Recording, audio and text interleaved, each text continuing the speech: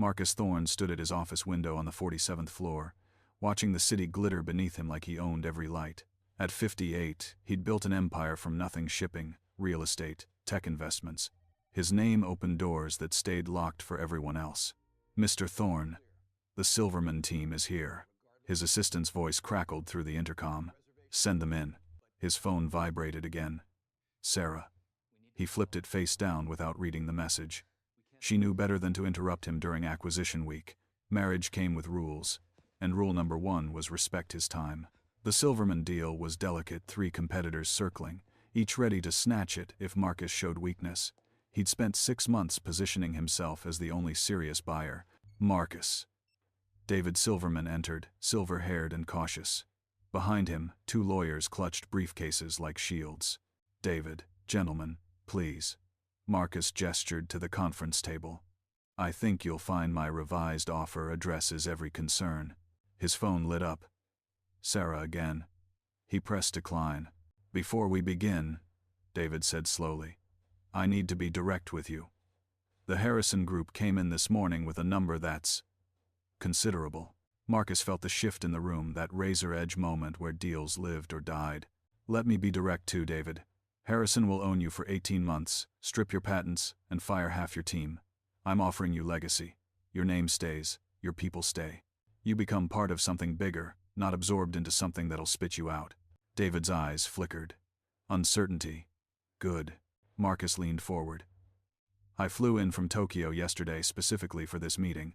I've cleared my entire week. That's not something I do for acquisitions I'm not serious about." "Mr. Thorne," one of the lawyers interrupted. "The Harrison offer includes—" "I don't care what Harrison offered." Marcus's voice cut like glass. "David, you called me because you trust me. Let's not pretend this is just about numbers." His phone buzzed violently, not a call, but repeated texts. He glimpsed Sarah's name in a string of messages. David was watching him. "Do you need to take that?" "No." Marcus silenced his phone completely. "Nothing's more important than this conversation." That's when the first flicker of wrongness hit him, a shadow feeling he pushed away. Sarah had been emotional lately, crying over nothing, complaining he worked too much. "Pregnancy hormones," her doctor said. "She'd be fine." "Marcus," David said carefully, "I appreciate your commitment, but I need to think about my team. Harrison's guaranteeing positions for, on paper." Marcus stood, walked to the window. "I'll put it in the contract. Notarized, with penalty clauses that'll cost me $50 million if I break it. Harrison will give you paper promises and a handshake. You know the difference." The room went quiet. Marcus turned back. Catching David's expression, the man was cracking. 24 hours, Marcus said. "That's all I need. Sign with me, and I guarantee you won't regret it. Sign with Harrison. And we both know you'll be calling me in 2 years wishing you'd chosen differently." His phone, though silenced, kept lighting up. 4 more texts, then another. Something in his chest tightened, but he kept his face steel calm. "I'll think about it," David finally said, standing. They shook hands, David's grip uncertain, Marcus's firm as stone. The moment they left, Marcus grabbed his phone. 8 missed calls. 14 texts. All Sarah. The messages made his blood cold. "Marcus, something's wrong. Please answer. I'm bleeding." "Marcus, I'm scared. Calling ambulance. Street Catherine's hospital." "Why won't you answer me? Baby's heartbeat is dropping." "Marcus, please." The last one was from 40 minutes ago. His hands went numb. He pressed call. It rang 6 times before voicemail picked up. Sarah's voice, bright and happy from months ago. "Hey, leave a message." He called again. Nothing. "Rebecca." His assistant appeared in the doorway. "Which hospital is closest?" "Sir." "Are you?" "Which hospital?" "Street Catherine's is 3 blocks east." But he was already running. Marcus burst through the emergency room doors, his $1,500 shoes skidding on polished linoleum. The reception desk sat empty, except for one nurse buried in paperwork. "Sarah Thorne, where is she?" The nurse looked up slowly, maddeningly calm. "Sir, if you could fill out, my wife was brought here by ambulance, pregnant, bleeding. Now tell me where she is, or I'll buy this hospital just to fire you." Something in his voice made her fingers fly across the keyboard. "Room 247, 2nd floor. But sir, visiting hours." He was already at the elevator, slamming the button. Too slow. He took the stairs 2 at a time, his breath coming hard. When had he gotten this out of shape? When had everything become about boardrooms and bottom lines? The hallway stretched endlessly. Room 241, 243, 245, 247. The door stood half open. He could see the edge of a hospital bed, white sheets, monitors beeping steadily. He pushed inside. Sarah lay motionless, her face turned toward the window. An IV dripped into her left arm. Her right hand rested on her stomach flat, empty. Sarah. His voice cracked. She didn't turn. Didn't acknowledge him at all. Sarah, I'm here. I'm sorry. Get out. The words hit him like bullets. Still, she didn't look at him. Please let me. I said get out, Marcus. Now she turned and he saw her face. Eyes swollen, red-rimmed, hollow. She looked years older than this morning. You weren't here when I needed you. You don't get to be here now. I didn't know. I was in a meeting. You're always in a meeting. Her voice stayed eerily flat. I called you 19 times. 19. Do you know what I was doing during those calls? Begging God to let my baby live. Feeling my child die inside me, while my husband ignored me for a business deal. The machine beside her bed beeped steadily, counting out seconds of silence. Is the baby? He couldn't finish. Our son is gone. She said it so simply, like announcing the weather. They did an emergency procedure an hour ago. He was already gone by then. They said if I'd gotten here 30 minutes earlier, they might have saved him. Marcus's legs buckled. He grabbed the door frame. No, that's not. 30 minutes, Marcus. The time it took you to close whatever deal was more important than our child's life. That's not fair. I didn't know. You didn't want to know. Finally. Emotion cracked through her voice. Every time I called, you sent me to voicemail. Every text, you ignored. I told you something was wrong and you chose a conference room over me. A nurse appeared in the doorway. Mr. Thorne, you need to keep your voice down or leave. I'm trying to talk to my wife. I don't want to talk to you. Sarah's voice went dead again. I want you to leave. Now. Sarah, please. Now. She screamed it, the monitors beside her spiking with alarm. Get out. Get out. Get out. 2 nurses rushed in, one checking Sarah's vitals while the other physically moved Marcus toward the door. Sir, you're upsetting the patient. You need to leave. He stood in the hallway, numb, as they closed the door in his face. Through the small window, he watched Sarah curl onto her side, her body shaking with sobs. His phone buzzed. David Silverman. After consideration, I've decided to accept your offer. My lawyers will have papers ready tomorrow. Congratulations on your acquisition. Marcus stared at the message. He'd won. $33 million in projected profit over 5 years. A crown jewel for his portfolio. He'd won everything except what mattered. His thumb hovered over the reply button, but his eyes stayed locked on that hospital room window. Sarah had stopped crying now. She just lay there, staring at nothing, one hand still resting on her empty stomach. A doctor emerged from the room, clipboard in hand. Mr. Thorne? I'm Dr. Reeves. I need to discuss your wife's condition and the next steps for her recovery. Will she be okay? Physically, yes. Emotionally. Dr. Reeves paused. These situations are traumatic. She'll need support, time, counseling. I want the best. Whatever she needs. What she needs right now, Mr. Thorne, is for you to respect her wishes and give her space. The doctor's tone stayed professional, but his eyes held judgment. She's asked that we not allow you back in the room tonight. I'm going to honor that request. She's my wife, and she's my patient. Come back tomorrow when she's had time to process everything. Marcus opened his mouth to argue, then saw the doctor's hand move toward security on his belt radio. Fine. He stepped back. But I'll be here first thing in the morning. Dr. Reeves nodded and disappeared back into Sarah's room. Marcus walked to the elevator, each step feeling heavier than the last. In the lobby, he saw his reflection in the glass doors, a man in a $10,000 suit who'd just lost everything that money couldn't buy. His phone buzzed again. Rebecca. Sir, the Tokyo office needs your signature on the Richardson contracts by midnight.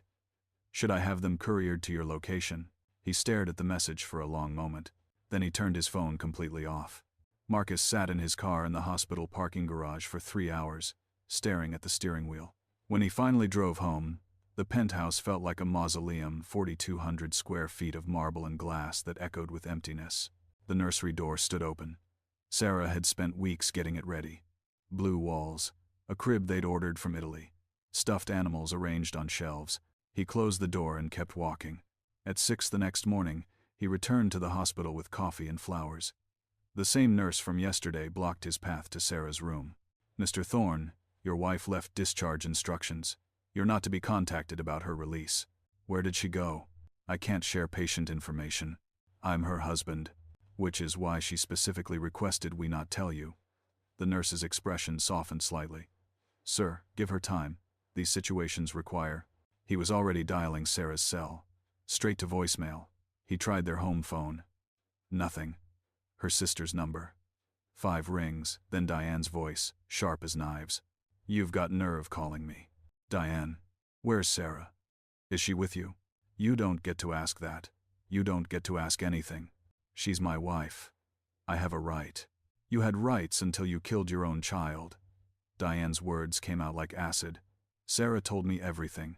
How she was bleeding, terrified, calling you over and over, while you sat in your precious meeting ignoring her. It wasn't like that. I didn't know. You didn't care to know. There's a difference." She paused. "Sarah asked me to tell you something. She's filing for divorce. Her lawyer will contact you next week." The phone went dead. Marcus stood frozen in the hospital lobby, the coffee growing cold in his hand. Divorce.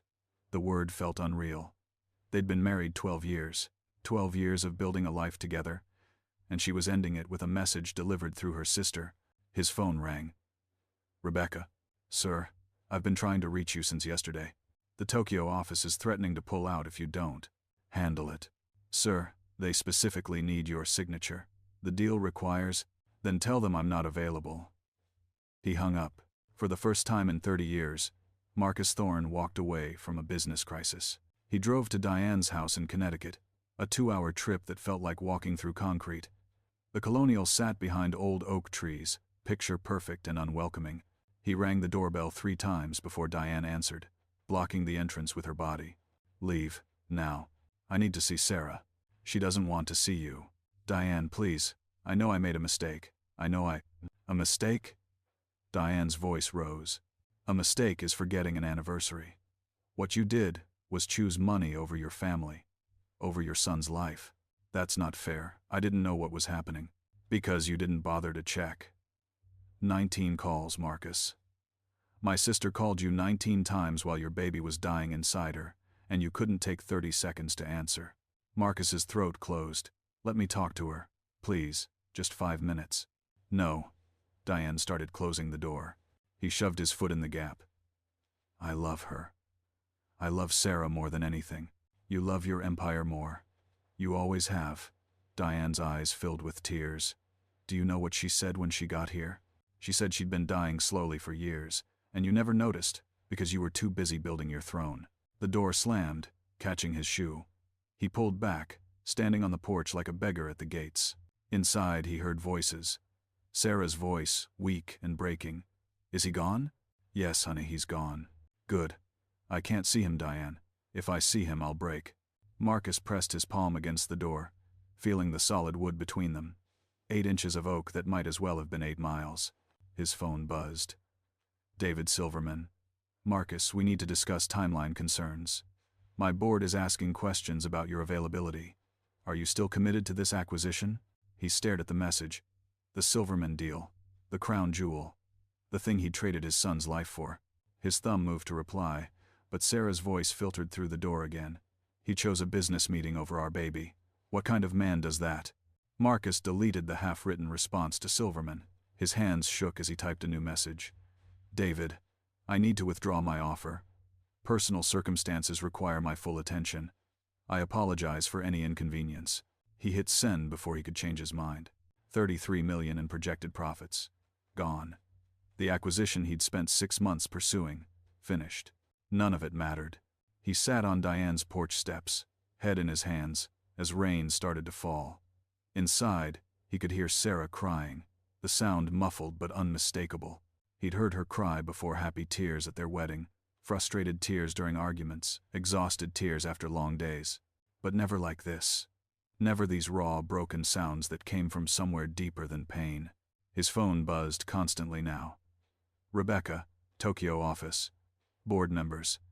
The business world demanding his attention while his real world crumbled. He turned the phone off and sat in the rain, listening to his wife cry on the other side of a door he could no longer open. 3 days passed before Diane finally opened the door. Marcus had been sleeping in his car outside her house, showing up every morning with coffee he didn't drink and apologies that went unheard. "She'll see you," Diane said, her voice ice cold. 10 minutes. If you upset her, I'm calling the police. Sarah sat in the living room, wrapped in a blanket despite the summer heat. She looked smaller somehow, like grief had physically diminished her. When she finally met his eyes, he saw nothing, no anger, no love, just a vast emptiness that terrified him more than any explosion could have. "Sarah. I don't." She held up one hand. "I didn't agree to see you so you could apologize. I agreed because I need you to understand something." He sat across from her, afraid to move, afraid to breathe wrong. "I've spent 12 years disappearing," she said quietly. "Little by little, piece by piece. First it was dinners alone because you had late meetings. Then it was vacations canceled because deals fell through. Then it was anniversaries forgotten because you were in Tokyo or London or wherever money called you. I was building our future. You were building your empire. I was just living in it." She pulled the blanket tighter. "When I got pregnant, I thought maybe things would change. Maybe a baby would make you see what mattered. But even then, you missed the first ultrasound. The second one. The appointment where we found out it was a boy." Marcus's chest felt crushed. "I wanted to be there." "No. You wanted to want to be there. There's a difference." Sarah's voice stayed eerily calm. "The day I lost him, I knew something was wrong at 8 in the morning. But I waited. I told myself you'd be done with your meeting by 9, then 10, then 11. I waited because I didn't want to be the needy wife interrupting her important husband. You should have. I called you 19 times, Marcus. I texted you that I was bleeding. What more was I supposed to do? Show up at your office hemorrhaging?" Her voice finally cracked, and Diane moved closer, one hand on Sarah's shoulder. "Our son died at 11:47 a.m., Sarah continued, tears streaming now. "I know the exact minute because I was watching the clock, begging God for a miracle while you were shaking hands and signing papers. The nurse told me later that if I'd arrived 30 minutes earlier, they could have done an emergency procedure. 30 minutes, Marcus. The length of one of your conference calls." He tried to speak, but nothing came out. What could he possibly say to that? "I need you to leave," Sarah said. "My lawyer will contact you about the divorce proceedings. I want the Connecticut house and half of everything else. I don't want alimony, I'll work. I just want to be done. Sarah, please don't do this. We can fix this. I'll change. You'll what? Stop working? Stop chasing deals? Stop being who you are?" She shook her head. "I don't want you to change for me. I want you to have already been different. I want a husband who would have answered the phone when his wife was dying. But I can't go back and get that, so I'm going forward without you. I love you. I know you do. In your way." She wiped her eyes. "But your way isn't enough anymore. It never was." Diane moved toward the door, signaling his time was up. Marcus stood, his legs unsteady. "What was his name?" "Our son. Did you name him?" Sarah's face crumpled. "James. After your father, I was going to surprise you." The name hit him like a physical blow. His father, who'd died when Marcus was 12, who'd told him to work hard and make something of himself, who'd probably never meant for his son to sacrifice everything human on the altar of success. "James," Marcus repeated, tasting the name. Is there a funeral? Something where I can. The hospital cremated him yesterday. I have his ashes. You're not invited to participate." Sarah's voice went flat again. "You weren't there when he was alive. You don't get to show up now that he's gone. That's not fair. Life isn't fair, Marcus. I learned that the hard way." Diane opened the front door. "Time's up." Marcus walked to the threshold, then turned back. "I withdrew from the Silverman deal. The acquisition I was so focused on that day I pulled out." Sarah stared at him. "Why would you do that?" "Because none of it matters without you. Without our family. Withdrawing from one deal doesn't give me back my son." Her eyes hardened. "It doesn't make you a better man. It just makes you a man who finally realized what he lost when it was too late to matter." The door closed behind him with a soft click that sounded like the end of everything. Marcus sat in his car, The Connecticut sun beating through the windshield. His phone back on now showed 83 missed calls. His board was in chaos. The Tokyo office had pulled out. Shareholders were demanding explanations. His empire, built over 30 years, was beginning to crack. He didn't care. He pulled up his contacts and found Dr. Margaret Chen, the therapist Sarah had begged him to see 2 years ago. He'd refused then, said therapy was for people with real problems. His finger hovered over the call button. From Diane's house, he heard Sarah's voice, muffled but clear. I want him to hurt Diane. I want him to feel even a fraction of what I'm feeling. Is that terrible? Diane's response was too quiet to hear. Good, Sarah said. Because I hope it destroys him. Marcus pressed the call button. Doctor. Chen's office smelled like lavender and judgment. Marcus sat on the leather couch, 58 years old and feeling like a child sent to the principal's office. Why are you here, Marcus? Dr. Chen asked, pen poised over her notepad. My wife is divorcing me. I lost my son. I need to fix this. And by fix this, you mean win her back? I mean make things right. Dr. Chen set down her pen. Here's what I'm hearing: you want me to give you a strategy to convince Sarah to take you back. Like I'm a business consultant helping you close a deal. The accuracy stung. That's not. It is exactly what you're doing. You're approaching grief and marriage like a merger acquisition. She leaned forward. Marcus, you can't negotiate your way out of this. You have to actually change, not just perform change long enough to get what you want. He sat in silence, the words sinking in like stones. Tell me about the day you lost your son, she said. He did. Every detail. The Silverman meeting.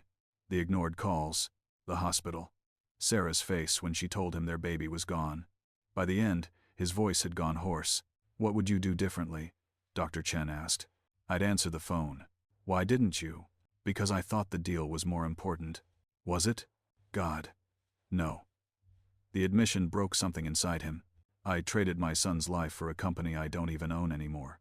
You withdrew from the deal. Too late. Sarah's right about that. I made the noble gesture after everything that mattered was already destroyed. Dr. Chen wrote something down. What are you willing to lose to become the man Sarah needed you to be? Everything. I'd give up everything. You might have to. She looked at him directly. And you need to understand that even if you do, she may never take you back. Change can't be a transaction where you give up your company and get your wife in return. You have to be willing to transform yourself for yourself, whether Sarah forgives you or not. The divorce papers arrived 2 weeks later. Marcus signed them without reading past the first page. Gave Sarah everything she asked for and more: the Connecticut house. 70% of their assets, his grandmother's ring collection. His lawyer called him insane. His board demanded an emergency meeting. 3 investors pulled out, citing concerns about his mental stability. Marcus didn't fight any of it. He started going to therapy twice a week. Stopped checking his phone during meals, even when eating alone. Resigned from 4 boards to clear his schedule. For the first time in 30 years, he went to bed before midnight. 6 months passed. Sarah didn't call. Then one Tuesday evening, his phone rang with her number. His hand shook as he answered. Hello. Marcus. Her voice sounded different, stronger. I need to ask you something, and I need you to be honest. Anything. Are you in therapy because you want to change, or because you want me back? He'd known this question would come eventually. He'd rehearsed answers, practiced speeches. But sitting there in his empty penthouse, he found only the truth. Both, he said. I'd be lying if I said I didn't want you back. But I'm also in therapy because I looked at myself in the mirror and hated the man staring back. The man who valued stock prices over his wife's voice. Who thought success meant corner offices instead of answered phone calls. Silence stretched between them. I'm not coming back, Sarah finally said. I need you to know that. Whatever changes you're making, I'm not the prize at the end. I know. Do you? Because I think part of you still believes if you just fix yourself enough, I'll forget what happened. But I can't, Marcus. Every time I'd look at you, I'd see those 19 missed calls. I'd remember bleeding in our bathroom, terrified and alone, while you sat in a meeting. His throat tightened. I understand. I'm calling because I'm pregnant again. The world stopped. What? I met someone. Robert. He's a teacher. Makes $40,000 a year. Has dinner with me every night. Answers his phone. Her voice softened. I'm scared out of my mind, but he's been at every appointment. He holds my hand when I cry. He's everything you weren't. Marcus pressed his palm against his chest, trying to hold his heart together. That's good. I'm glad you found someone who treats you right. Are you? She sounded surprised. The old Marcus would be calculating how to win me back. Or getting angry. Or, the old Marcus destroyed everything worth having. He took a breath. I mean it, Sarah. I'm glad you're happy. I'm glad you're with someone who knows what treasure he's holding. She was quiet for a long moment. I called because I wanted you to know that I forgive you. What? I forgive you, Marcus. Not for you, for me. I can't carry this anger anymore. It's too heavy. She paused. But forgiving you doesn't mean forgetting. It doesn't mean we get a second chance. It just means I'm choosing to stop letting what you did define the rest of my life. Tears ran down his face. Thank you. Be better, Marcus. Not for me or for Robert or for anyone else. Be better because you deserve to live as someone who knows what matters. She hung up. Marcus sat in the dark, phone still pressed to his ear, and let himself cry for James, for Sarah, for the man he'd been and the husband he'd never become. 3 years later, Marcus ran a small consulting firm from a modest office downtown. He worked 40 hours a week, no more. Had dinner at his neighborhood diner every Tuesday, knew the waitress by name. Volunteered at a crisis helpline on weekends, answering calls from people whose lives were falling apart. He never remarried, never stopped going to therapy, never stopped missing Sarah, but he answered every phone call on the first ring.